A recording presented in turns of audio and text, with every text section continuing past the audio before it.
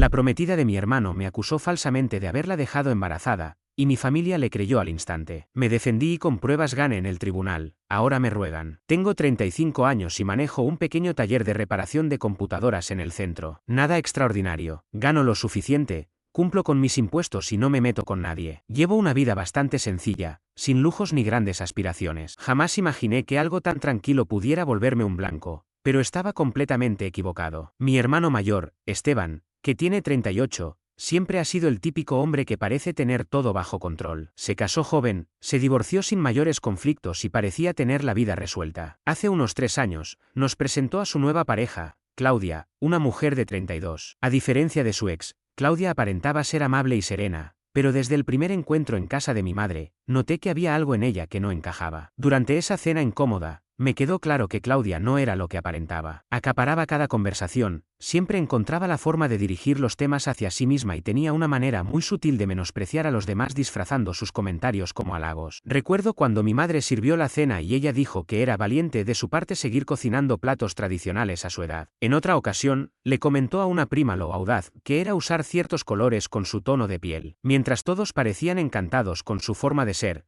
yo opté por mantenerme al margen. No fingí simpatía ni hice como si fuéramos una familia de película. Y creo que ahí fue cuando me convertí en su objetivo. Claudia siempre tenía una estrategia. Cuando alguien hablaba de sus problemas, ella terminaba contando los suyos. Incluso con desconocidos mostraba una actitud competitiva muy rara. Una vez discutió con una cajera durante 20 minutos por un cupón de $2, al punto de hacer llorar a la chica. Poco tiempo después, Esteban anunció su compromiso con ella. Mi padre, tras escuchar la noticia, me llevó a un costado y me dijo: esa mujer le va a traer problemas a tu hermano. Acuérdate de lo que te digo. Él también veía más allá de la fachada. Pero claro, no era nuestro lugar decirle a un adulto con quien debe casarse. No le di demasiada importancia hasta que Esteban me pidió que le diera trabajo a Claudia en mi local. Quería un empleo de medio tiempo mientras organizaba la boda y él pensó que yo podía echarle una mano. Dudé, pero entonces mi madre me llamó para insistirme que la familia se ayuda entre sí, que sería algo temporal. Esteban siguió presionando, incluso me dijo que yo le debía un favor por haberme recomendado con algunos clientes el año anterior. Al final, accedí. Y fue el peor error que he cometido. Desde el primer día, Claudia fue un desastre. Llegaba tarde, trataba a los clientes como si fueran ignorantes y a mis empleados como si fueran inferiores. Interrumpía constantemente a Marcos, mi técnico principal, contradiciendo lo que le explicaba con información totalmente equivocada. En una ocasión borró accidentalmente la base de datos de un cliente que habíamos prometido recuperar, y luego echó la culpa a los protocolos confusos. También empezó a modificar los turnos sin decirme nada, dándose a sí misma los horarios más cómodos y dejando las tareas más pesadas a los demás. En la primera semana, estropeó el inventario de tal forma que terminamos comprando el doble de módulos de RAM necesarios. Cuando lo mencioné, se limitó a decir que su mente financiera funcionaba diferente a mi cerebro técnico. Pasaba más tiempo en el celular que trabajando, aunque disimulaba cada vez que yo pasaba cerca. Una vez la descubrí en Instagram durante una consulta con un cliente, un señor mayor que necesitaba recuperar fotos del portátil de su esposa fallecida. Él hablaba con emoción sobre esos recuerdos, mientras ella pasaba fotos de playas sin siquiera escucharlo. Pero lo peor ocurrió cuando la sorprendí revisando mensajes personales en una computadora que aún no habíamos formateado. Al enfrentarla, ni siquiera se molestó en fingir vergüenza. Sonrió y dijo que era simple curiosidad. Lo grave es que esa máquina pertenecía a un médico local, y esos mensajes podrían contener información confidencial. Pude haber tenido problemas legales. Cuando le expliqué lo serio que era, ella solo se burló: nadie te va a demandar. ¡Qué exagerado eres! Un mes después, la despedí. No lo hice impulsivamente. Documenté todo. Le mostré a Esteban las pruebas, y al principio pareció entenderlo. Pero esa misma noche me llamó de nuevo, claramente después de hablar con ella, con un tono totalmente diferente. No le diste ni una oportunidad, dijo con enfado. Está muy afectada por cómo la trataste. Le di muchas oportunidades, respondí. Está todo documentado. Claro, como siempre, bufó. Siempre crees que lo sabes todo. Nunca estás dispuesto a ayudar a la familia. Es la mujer que voy a casar y tú haces esto. Que te den. Ahí fue cuando todo se volvió surrealista. En las reuniones familiares, Claudia me ignoraba por completo o soltaba indirectas en voz baja que nadie más parecía notar. Luego cambió su comportamiento. Empezó a buscar excusas para quedarse a solas conmigo, se acercaba demasiado, hacía comentarios ambiguos. Siempre mantuve la distancia con respeto. Recuerdo un asado por el día del trabajo. Todos estaban afuera y yo entré a la cocina. Ella apareció detrás de mí, se acercó demasiado, me preguntó si seguía molesto y me rozó el brazo con la mano. Me alejé, Le dije que todo estaba bien y salí diciendo que iba a ayudar a papá con la parrilla. El resto del día me miró con una sonrisa inquietante.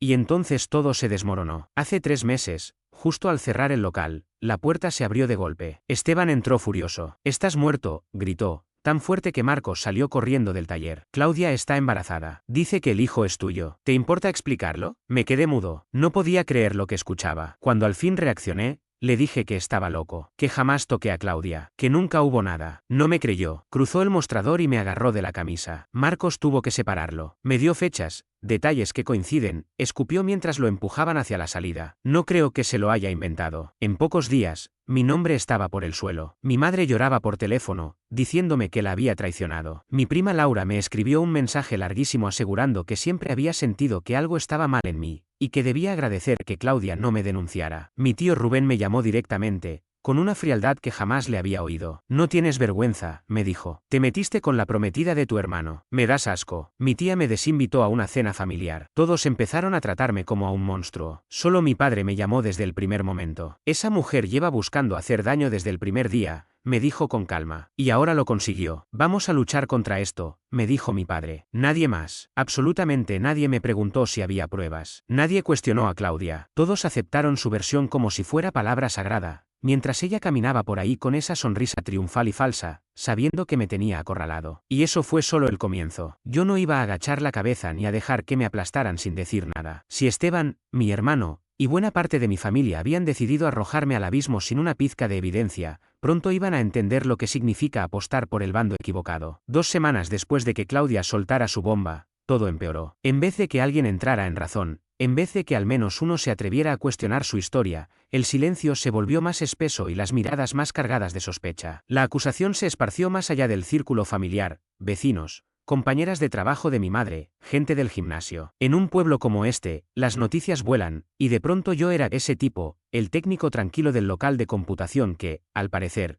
tenía una cara oculta, un depredador. Lo noté enseguida. La barista de la cafetería donde me servían todos los días dejó de sonreír y ahora solo entregaba el pedido sin decir palabra. El dueño de la ferretería de al lado, a quien conocía desde hacía 7 años, de pronto siempre tenía algo que hacer en el fondo del local cuando yo entraba. Y mi negocio cayó en picada. 3 clientes habituales cancelaron sus contratos esa misma semana, todos con excusas vagas, recortes de presupuesto, cambio de dirección. Claro, después de años de servicio impecable, justo ahora deciden prescindir de mí. No solo fueron clientes de siempre. Una empresa de tecnología que me enviaba sus equipos para reparación dejó de hacerlo sin explicación. El dueño, con quien solía jugar al baloncesto los jueves, no volvió a contestarme los mensajes. Después supe que había decidido llevar todo a una tienda ubicada a media hora de aquí. Todo por no seguir trabajando conmigo. Esteban me bloqueó por completo. No respondía llamadas ni mensajes. Ni siquiera cuando le pedí una prueba de ADN. Su silencio era una sentencia. Una condena sin juicio. Y mi madre, ella se puso del lado de Esteban. Me llamó una noche, con la voz temblorosa, y me preguntó si era posible que yo hubiera hecho algo. Ese momento fue devastador. «Posible», le dije. «Mamá, jamás he estado a solas con Claudia, salvo en el local, con clientes y empleados alrededor. Me conoces de toda la vida. ¿De verdad crees que sería capaz de eso?». Ella dudó antes de responder, y esa pausa lo dijo todo. Mi padre fue el único que se mantuvo firme a mi lado. «Tu hermano está ciego desde que conoció a esa mujer», me dijo. «Y tu madre siempre se pone de su parte. Siempre lo ha hecho». Él me ayudó a empezar a documentar todo, a armar un expediente. Mientras tanto,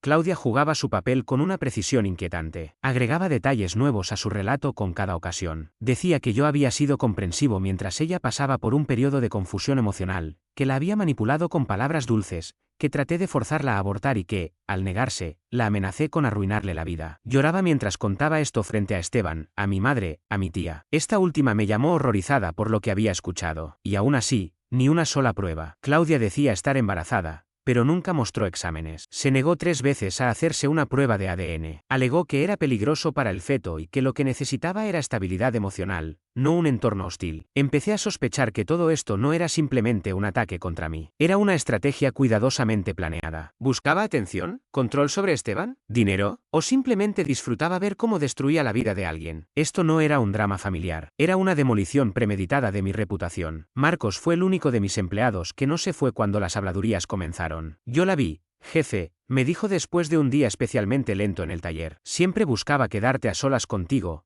te tocaba el brazo, se acercaba demasiado. Cuando creía que nadie la veía». «Está mintiendo», y si alguien me lo pregunta, se lo voy a decir. Mi padre insistió en que intentara hablar con Esteban una vez más. Acepté. Nos encontramos en un restaurante. Gran error. Esteban ya llegó alterado, los ojos rojos como si no hubiera dormido. Admite lo que hiciste, me dijo en voz baja, pero cargada de rabia. Solo admítelo. Jamás toqué a Claudia, le respondí. Está mintiendo, y tú no lo quieres ver. Se levantó tan rápido que la silla cayó al suelo. Varios comensales se giraron. Se inclinó sobre la mesa y me escupió las palabras. Estás muerto para mí. Y se fue. Esa misma noche contacté a un abogado especializado en difamación. Me escuchó por casi una hora, con atención, y al final me dijo, esto no va a terminar solo. Si dejas que esta versión se imponga, aunque seas inocente, lo único que la gente recordará será lo que ella dijo, no tu silencio. Tenía razón. Lo más doloroso no era la mentira en sí, sino el abandono. El modo en que mi madre y Esteban prefirieron creer una historia cómoda antes que enfrentar una verdad incómoda. Pero se los advierto, esto no va a terminar como Claudia cree. Voy a hacer que cada uno de ellos me mire a los ojos cuando la verdad salga a la luz. Y ese día no voy a tener piedad al cobrar cada traición. Ya ha pasado un mes desde que empezó esta pesadilla, y todo sigue torciéndose más. Me despierto cada mañana con la sensación de estar enfrentando un juicio invisible, uno en el que no hacen falta pruebas, solo chismes. Claudia sigue añadiendo episodios nuevos. Dice que venía al taller después de hora, que nos quedábamos solos hasta tarde, que le llevaba comida como excusa para acercarme. Ahora asegura que le ofrecí dinero para que guardara silencio, que la obligué a borrar mensajes. Incluso afirma que hubo algo entre nosotros en el depósito durante una supuesta fiesta de Navidad del local. Nunca he hecho una fiesta de Navidad ahí. Lo máximo ha sido regalar tarjetas y dar un día libre. Pero Esteban está demasiado perdido como para notar esas contradicciones. Las consecuencias han sido brutales. Perdí 3 contratos importantes con clientes corporativos que ya no querían involucrarse en algo tan delicado. Mi nombre, que durante años fue sinónimo de confianza, ahora representa un problema. Un cliente grande, una red médica con 4 sedes, canceló de golpe su contrato mensual de $4.000. La administradora, con la que había trabajado 3 años, ni siquiera pudo mirarme cuando me dio la noticia. No es personal, dijo, es por imagen. Imagen, como si yo fuera un problema de relaciones públicas, no un hombre al que están desmantelando con mentiras. Incluso en el restaurante donde desayunaba cada sábado desde hace 5 años, el dueño, con quien solía debatir de todo, me sirvió el café y se fue sin decir nada. Ni una palabra. Ahí entendí que esto ya había echado raíces. No necesito una sentencia judicial para saberlo. Lo veo en los rostros esquivos, en las puertas cerradas, en las conversaciones que se apagan en cuanto entro a una habitación. Mientras tanto, Claudia comenzó a publicar indirectas cargadas de veneno en sus redes sociales. Nunca menciona mi nombre directamente, pero lanza frases como, cuando los monstruos tienen rostro de ángel y la justicia se manifiesta a través de un niño. La gente comenta mensajes de apoyo sin tener idea de que están participando en una especie de linchamiento público. He tenido que empezar a tomar capturas de todo lo que publica. Mi abogado insiste en que debemos registrar cada publicación como parte de un patrón claro de difamación, evidenciando cómo intenta manipular la opinión pública mientras destruye mi reputación. Es una sensación surrealista ver cómo construye esta historia completamente inventada, sabiendo perfectamente lo que ocurrió en realidad, pero sin tener medios para que los demás me crean. La ironía está en que, mientras yo lucho por demostrar la verdad, ella se ha fabricado una versión donde no solo es víctima, sino una mártir. Y lo más frustrante es que nadie, excepto mi padre y Marcos, ha exigido pruebas. Parece que, para algunos, la presunción de inocencia no aplica en mi caso. Por suerte, mi mejor amigo, Rubén, ha estado firme desde el primer momento. Nos conocemos desde la secundaria y jamás se tragó el relato de Claudia. Una noche, mientras comíamos hamburguesas en su casa, uno de los pocos lugares donde todavía me siento a salvo, me recordó a Jen Miller. ¿Te acuerdas? La del último año. Me hizo notar que Claudia está usando el mismo patrón manipulador que ella. Diferente historia, mismo guión. Tarde o temprano, va a cometer un error, y cuando lo haga, estaremos preparados. El único avance real ha sido gracias al trabajo sistemático de mi abogado. Llevamos un registro detallado de cada incidente desde el momento en que Claudia comenzó a trabajar en mi local. Marcos redactó una declaración formal sobre su comportamiento inapropiado hacia mí. Además, reunimos testimonios de otros empleados que reportaron su incompetencia y actitud poco profesional. Incluso conseguimos información de antiguos empleadores de Claudia,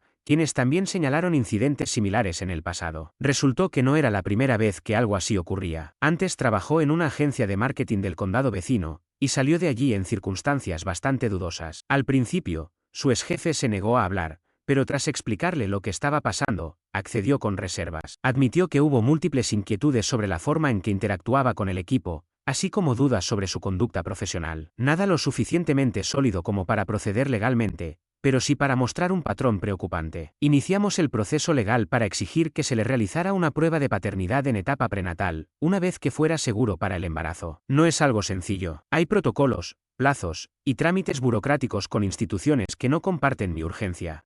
Pero es la única vía para llegar a la verdad, y eso es lo que me mantiene firme. También he empezado a documentar cada cosa, fechas, nombres, comportamientos, frases exactas. Mi padre me ayuda, contactando a personas que conocen a Claudia y buscando contradicciones en sus versiones. Pero justo cuando pensaba que las cosas no podían empeorar, ocurrió lo inesperado. Una noche, mientras cerraba el local, Esteban apareció en el estacionamiento. Estaba claro que había estado bebiendo. Sus movimientos eran torpes y agresivos. Me quedé dentro y cerré la puerta con llave. Comenzó a golpear el vidrio con fuerza. «Sal y enfréntame, cobarde», gritaba. Iba a llamar a la policía, pero antes de hacerlo, Esteban tomó un ladrillo del jardín y lo arrojó contra la ventana. El vidrio se hizo pedazos. Luego, trepó para entrar, cortándose con los restos, y vino directamente hacia mí. No me enorgullece lo que pasó después, pero fue defensa propia. Me hice a un lado y él cayó sobre una vitrina. Al incorporarse, le di un solo golpe, limpio y directo a la mandíbula. Cayó al instante. Supongo que los vecinos escucharon el alboroto, porque en cuestión de minutos llegó la policía. Tomaron declaraciones, documentaron los daños. Esteban fue arrestado por vandalismo y tentativa de agresión. Esta vez no lo perdoné. Presenté cargos. Ya había tenido suficiente. Esa noche mi madre me llamó llorando. No podía parar. «¿Cómo pudiste hacerle esto a tu hermano?», me repetía una y otra vez. Intenté explicarle lo ocurrido, pero me interrumpió. «No tengo un hijo capaz de hacer algo así», dijo, y colgó. Mi padre llegó justo cuando se llevaban a Esteban. Me miró y preguntó: «¿Estás bien?». Asentí. Ambos observamos en silencio cómo lo subían al patrullero. «Hiciste bien en denunciarlo», dijo en voz baja. «Necesita enfrentar las consecuencias. Pero no olvides que sigue siendo tu hermano». «No lo parece», respondí. «Esto termina aquí», añadió. «Mañana empujamos con todo para conseguir esa prueba. No me hago ilusiones. Sé que aunque la prueba confirme que no soy el padre, habrá quienes sigan creyendo que algo hice, que cuando el río suena, tal vez nunca recupere lo que perdí, pero no voy a dejar que Claudia se salga con la suya. Ella ganó el primer asalto, sí,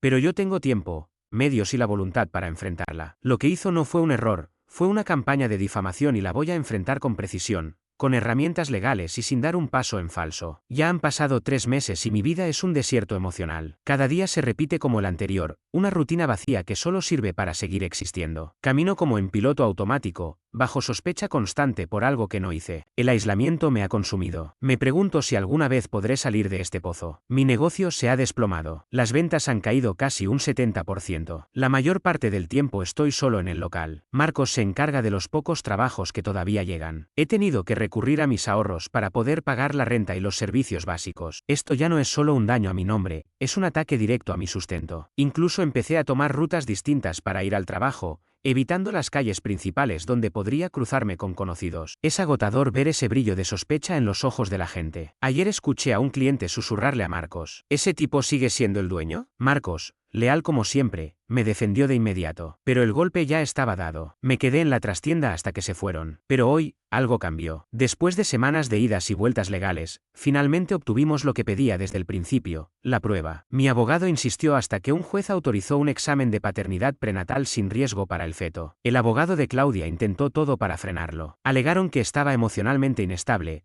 que la prueba podía tener efectos irreversibles, que no querían someter a la víctima a más presión. Pero después de que mi padre filtró el caso a algunos periodistas conocidos y la historia comenzó a ganar atención pública, el juez cedió. La prueba se realizó en una clínica privada y bajo supervisión legal. Nunca voy a olvidar la cara de Claudia al llegar. No mostraba miedo ni arrepentimiento, solo fastidio, como si todo esto fuera una pérdida de tiempo. Pasó a mi lado con la cabeza en alto, como si ni siquiera me viera. Pero hubo un instante fugaz en el que su máscara se deslizó. Vi el miedo real en sus ojos. Sabía lo que venía. Sabía que el resultado la iba a exponer. Las 2 semanas de espera fueron eternas. Dormí apenas unas horas, con el teléfono en la mano, esperando ese llamado que confirmara lo que en el fondo ya sabía. Cuando por fin llegaron los resultados, no reaccioné. Me quedé sentado frente al escritorio, mirando fijamente el informe. Probabilidad de paternidad, 0%. Ese 0 era mi redención. Una cifra sencilla que representaba la prueba de que todo lo que había soportado era consecuencia de una mentira deliberada,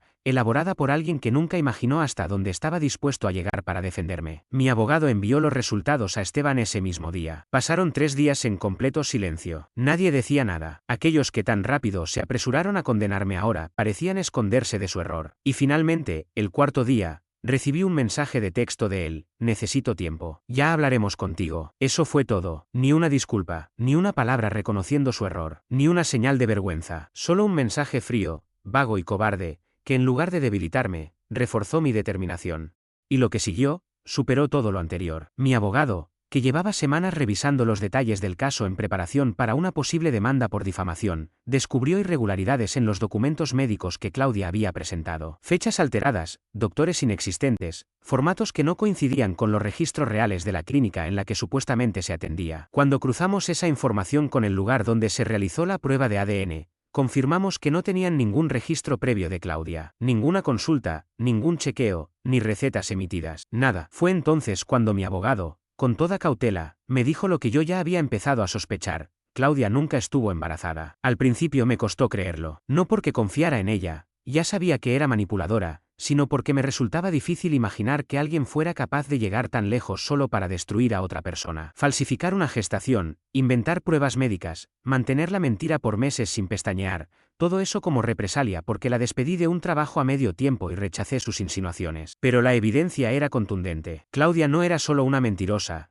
era una manipuladora patológica con una habilidad escalofriante para fabricar realidades. Y mi abogado siguió escarbando. Descubrió que no era la primera vez que actuaba así. Había hecho algo similar en 2 relaciones anteriores, aunque nunca con este nivel de gravedad. En ambos casos, sus exparejas terminaron enfrentando acusaciones de acoso, hostigamiento o maltrato emocional. Uno de ellos, incluso, estuvo a punto de perder su empleo como docente por las denuncias que ella hizo ante su director. Afortunadamente, las cámaras de seguridad desmintieron sus afirmaciones. Él no se encontraba en el lugar donde supuestamente ocurrió el incidente. Reunimos todo y lo presentamos ante el juez: los resultados del ADN, los documentos médicos irregulares, los mensajes intimidantes y los testimonios de quienes, por fin, empezaban a cuestionar la historia. Marcos declaró que había visto a Claudia insinuarse hacia mí en múltiples ocasiones y que luego se enojaba cuando yo no respondía. Rubén entregó capturas de pantalla con publicaciones contradictorias que ella había hecho en redes sociales sobre su supuesto embarazo. Ahora todo se derrumba, no con un estruendo, sino con el crujido lento e inevitable de una mentira que ya no puede sostenerse. El siguiente paso es la acción legal. Por primera vez en meses,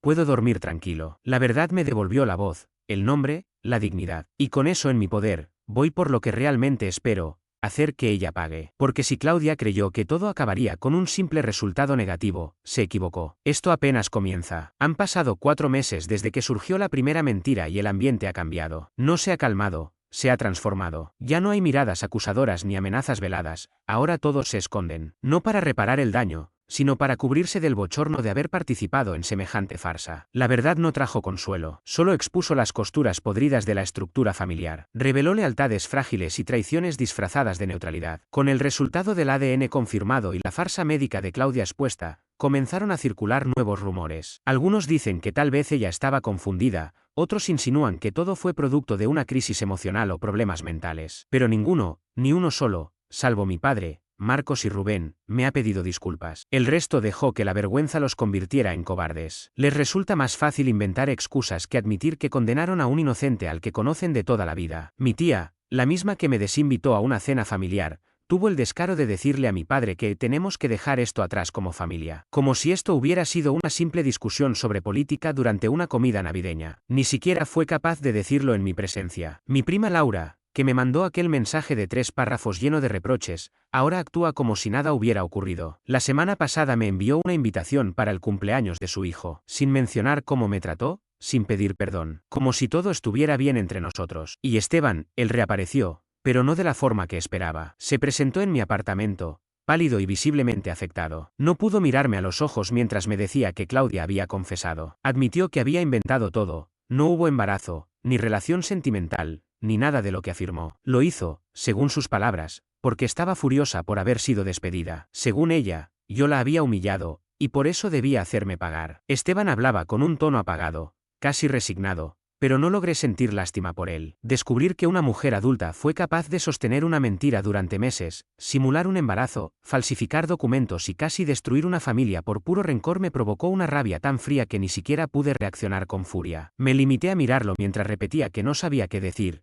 que entendía si nunca más quería verlo. Por dentro, todo en mí quería recordarle que había intentado golpearme, que eligió confiar en una mujer que conocía desde hacía 3 años en lugar de a su propio hermano, con quien había compartido 35. Pero no dije nada de eso. Solo le solté un lárgate. Intentó añadir algo, pero levanté la mano para detenerlo. Fuera de aquí. Se fue sin decir una palabra más. Al día siguiente, recibí el primer mensaje directo de Claudia desde que todo comenzó. No contenía disculpas ni reconocimientos de culpa. Solo escribió: sé que todo se salió de control. Estoy pasando por un momento emocional muy difícil y no dimensioné las consecuencias de lo que hice. Por favor, retira la demanda. Hazlo por Esteban, si no por mí. Tuve que leerlo varias veces para asegurarme de haber comprendido bien el nivel de descaro. Esa misma mujer que durante meses me difamó, que alimentó la mentira y la propagó por redes sociales, ahora me pedía compasión. Me pedía que no destruyera lo que ella misma había arrasado sin piedad. No respondí. En su lugar, fui directamente con mi abogado y le pedí que continuara con la demanda por difamación, falsificación documental y daños morales. Calculamos también los perjuicios económicos, contratos perdidos, equipos que tuve que vender para mantener a flote el negocio, la reputación que tardaré años en reconstruir. El monto superaba los $200.000 en pérdidas directas, sin contar las consecuencias futuras o el daño emocional. Esto ya no se trata de limpiar mi nombre. Eso ya está en marcha. Lo que busco ahora es sentar un precedente. Quiero que Claudia y todos los que participaron en esta farsa comprendan que las palabras tienen consecuencias,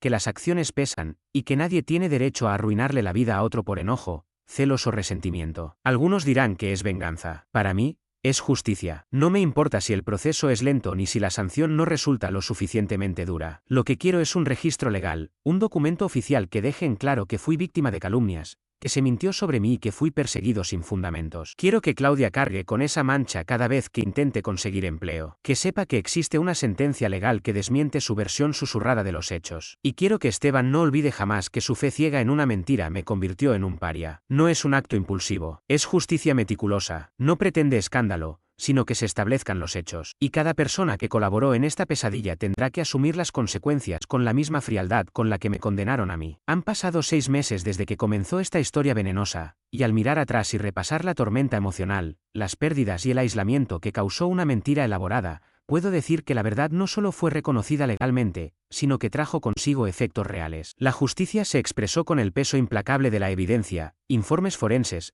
testimonios y documentos que desmontaron pieza por pieza el teatro de Claudia. La audiencia final se llevó a cabo la semana pasada, marcando el cierre oficial de este capítulo. Pero seamos honestos, las heridas de una traición de esta magnitud no se cierran con un fallo judicial. Quedan ahí, bajo la piel, aliviadas solo cuando el responsable paga por el daño causado. La audiencia fue inolvidable, no porque representara un clímax, sino porque por primera vez vi a todos los implicados reunidos, obligados a enfrentar la verdad sin máscaras ni pretextos. Claudia llegó vestida con una sobriedad calculada, fingiendo una entereza que no tardó en desmoronarse. En cuanto mi abogado presentó los documentos falsificados, ecografías de otras pacientes, historiales médicos alterados, certificados de embarazo de clínicas que no existían, quedó sin defensa posible. Todo era tan burdo, tan evidentemente fraudulento, que incluso su abogado se limitó a sentir y pedir clemencia, alegando un cuadro emocional inestable y una crisis mental pasajera. Pero el punto de quiebre llegó después. La fiscalía presentó el cruce final de evidencias, registros reales de clínicas, diferencias horarias en los archivos, metadatos extraídos del PDF que ella misma había enviado. El abogado de Claudia se inclinó hacia ella y guardó silencio. No hubo confesión ni lágrimas. Solo se quedó allí, parpadeando, mientras la realidad se asentaba como un muro. Pidieron un receso. Luego volvieron con una declaración en la que admitían que los documentos eran falsos y que nunca hubo embarazo alguno. No fue un colapso, fue una rendición sin resistencia. Esteban estuvo presente durante toda la confesión. Su rostro se fue tornando más pálido con cada revelación. Y no me miró ni una sola vez. Mi madre no asistió al juicio. Alegó estar enferma, aunque mi padre, más tarde, me confesó que en realidad fue incapaz de enfrentar la vergüenza. En cambio, él estuvo allí todo el tiempo, sentado justo detrás de mí, como una presencia firme que no necesitaba palabras. A mis costados estaban Marcos y Roberto, los únicos, además de mi padre, que nunca dudaron de mi palabra. Cuando el juez leyó el veredicto, sentí la mano de mi padre apoyarse en mi hombro. Ese gesto sencillo significó más para mí que cualquier discurso. El fallo fue contundente. Claudia fue hallada culpable de difamación agravada, falsificación de documentos y daños morales. Le impusieron una fuerte multa que deberá abonar en cuotas durante varios años, además de una orden de restricción que le prohíbe acercarse o contactarme por al menos 3 años. No buscaba verla tras las rejas. Lo que realmente necesitaba era un precedente legal. Una resolución que dejara constancia de lo que siempre supe, que todo fue una farsa elaborada por una mujer capaz de arruinar a cualquiera con tal de mantener una mentira. El juez también le ordenó publicar una rectificación pública en las mismas redes sociales donde difundió sus acusaciones. Tenía 24 horas para declarar que todo había sido falso, que nunca existió una relación entre nosotros y que el supuesto embarazo fue completamente inventado. Tras conocerse la sentencia, varios familiares que antes me dieron la espalda comenzaron a escribirme. Algunos intentaron justificar su silencio diciendo que no sabían qué creer, otros simplemente no dijeron nada, esperando que el tiempo hiciera olvidar su indiferencia. Esteban me llamó varias veces. Lo bloqueé, ya no me interesa lo que tenga que decir. El hermano que yo conocía jamás habría dado crédito a esas mentiras, nunca habría intentado agredirme ni me habría abandonado en el momento en que más necesitaba de él. Mi madre dejó un mensaje de voz llorando, pidiéndome que la llamara. No lo hice. Hay traiciones que van tan profundo que ni las lágrimas ni las disculpas las pueden reparar. Ha pasado un año desde todo eso. No solo logré levantar de nuevo mi negocio, sino que incluso lo expandí. No fue fácil. Durante meses sobreviví con trabajos esporádicos, haciendo reparaciones menores y contando con la fidelidad de un solo cliente que nunca prestó atención a los rumores. Sabía que quedarme callado no limpiaría mi nombre. Así que hice lo que mejor sé hacer, arreglé las cosas por mi cuenta. Publiqué el fallo completo en la web del negocio, lo fijé en nuestras reseñas de Google y dejé que los hechos hablaran por sí solos. Uno de los clientes más importantes que me había dejado volvió después de que su equipo legal revisó la sentencia. Solo ese contrato cubrió 2 meses completos de operación. No pedí confianza, la reconstruí paso a paso. Contraté a 2 empleados de medio tiempo y me mudé a un local más amplio, al otro lado de la ciudad. El fallo se volvió público, y poco a poco la verdad empezó a reemplazar los chismes. Mi padre me contó que Esteban y Claudia se separaron poco después del juicio. Parece que la humillación pública fue demasiado para su relación. Él se mudó a otro estado. Algunos dicen que fue por trabajo, otros que solo quería huir de los recuerdos. En cualquier caso, es lo mejor para los dos. Hace un mes volvió a contactarme, esta vez con una carta escrita a mano. Decía que quería enmendar su error, que se dejó engañar por una manipuladora profesional, que extrañaba a su hermano y quería reconstruir nuestro vínculo. Quemé la carta sin terminar de leerla. Hay puentes que, una vez consumidos por el fuego, deben quedarse en ruinas. Con mi madre la relación es fría. Nos vemos en fechas importantes, hablamos lo justo y necesario, pero ya no hay afecto verdadero. Ella tomó una decisión cuando más importaba. Y aunque diga que la he perdonado, la verdad es que no lo he olvidado. En cambio, mi padre y yo estamos más unidos que nunca. Nunca dudó de mí, ni siquiera por un segundo. Ahora tenemos la costumbre de cenar juntos cada domingo. Una tradición nueva, nacida del colapso de las viejas dinámicas familiares. Marcos fue ascendido a encargado del taller. Se lo ganó con creces por mantenerse leal cuando muchos preferían tomar distancia. A Roberto lo veo cada semana para tomar algo. Nuestra amistad es más fuerte después de haber atravesado esa tormenta. En cuanto a Claudia, se mudó al otro extremo del país tras incumplir los primeros pagos de su multa. Mi abogado dice que no es raro. Muchos creen que pueden eludir las consecuencias legales cambiando de estado. Pero ella no contaba con que estaríamos preparados. Iniciamos el trámite para hacer valer la sentencia en su nuevo lugar de residencia. Poco después de su mudanza, comenzaron a aparecer reseñas negativas anónimas en el perfil de mi negocio. El mismo estilo de escritura, la misma puntuación extraña. Las denunciamos todas. Creamos un registro digital detallado. Si sigue insistiendo en este juego, la denuncia será por acoso. La verdad me devolvió la libertad, pero no me devolvió todo lo que perdí. Algunos amigos jamás volvieron. Algunos lazos familiares siguen rotos. Y hay clientes potenciales que aún escuchan murmullos y deciden llevar su dinero a otro sitio. Pero con lo que quedó, construí algo más sólido. Un negocio que no depende de favores familiares. Amistades fundadas en la lealtad probada. Dicen que la venganza se sirve fría. No lo creo. La justicia real no es venganza, es reparación. Y eso fue lo que obtuve. No perfecta, no absoluta, pero suficiente para mirarme cada mañana al espejo con la certeza de que, cuando intentaron enterrarme, no me convertí en tumba. Me transformé en lo que más temían, alguien que no se calla.